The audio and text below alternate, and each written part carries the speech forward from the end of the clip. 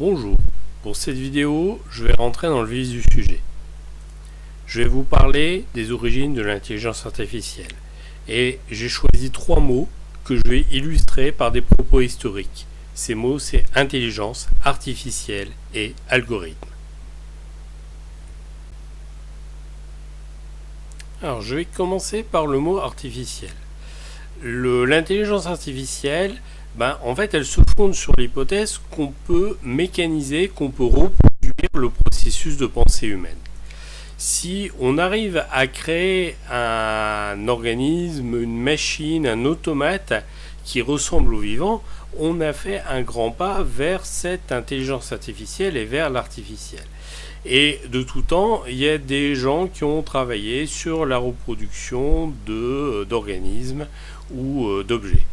Déjà, les premiers éléments sont les machines à calculer. Les premières machines à calculer, elles sont apparues dans l'Antiquité et elles ont été améliorées au fil des époques.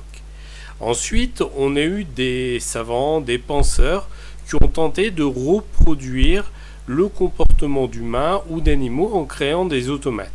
Notamment Léonard de Vinci avec son lion en 1515, Descartes et ses automates en 1649 et le canard artificiel de Vaucanson en 1738, dont vous voyez une superbe illustration.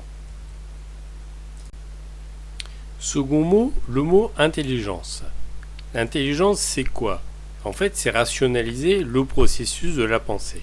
Et au XVIIe siècle, il y a eu des philosophes, dont Descartes et Leibniz, qui ont en fait exploré la possibilité que toute pensée rationnelle, toute intelligence, peut être aussi systématique que l'algèbre ou la géométrie.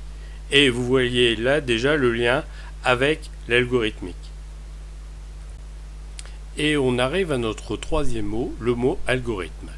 Ce terme algorithme vient du nom d'un mathématicien persan, Al-Khwarizmi, qui n'a pas fait grand-chose. Il a juste introduit en Occident la numérotation décimale qu'il a rapportée d'Inde et il a enseigné les règles élémentaires des calculs qui se rapportent à cette numérotation décimale.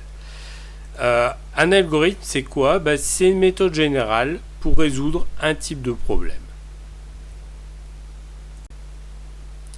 De l'algorithme, on va très rapidement passer à la programmation. La programmation, elle est née avec les travaux de Charles Babbage sur sa calculatrice programmable et les travaux d'Ada Lovelace, qui a été réputé pour avoir écrit le premier programme informatique. Algorithme, intelligence artificielle, on arrive naturellement à Alan Turing. Dans les années 40, les scientifiques ont commencé à évoquer sérieusement la possibilité de disposer d'un cerveau électronique, basé notamment sur l'utilisation des ordinateurs et de leur programmation. Et c'est Alan Turing qui a vraiment créé le concept de l'intelligence artificielle. Et dans un de ses articles, il a spéculé notamment sur la possibilité de créer des machines dotées d'une véritable intelligence. L'intelligence artificielle était née. Turing est célèbre pour sa machine Turing. Dans une thèse qu'il a écrite, il a postulé que tout problème de calcul fondé sur une procédure algorithmique peut être résolu par une machine Turing.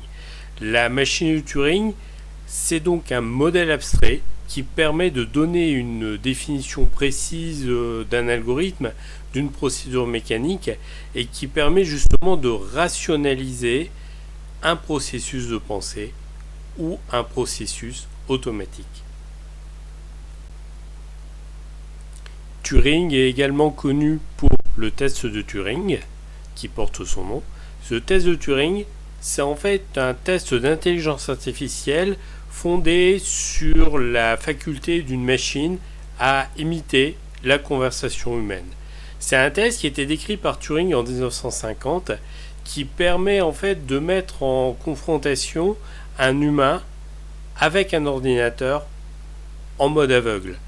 Et si l'humain n'est pas capable de dire lequel de ces des interlocuteurs avec lequel il discute est un ordinateur, on peut considérer que le logiciel de l'ordinateur a passé avec succès le test de Turing et qu'on est réellement en présence d'une intelligence artificielle.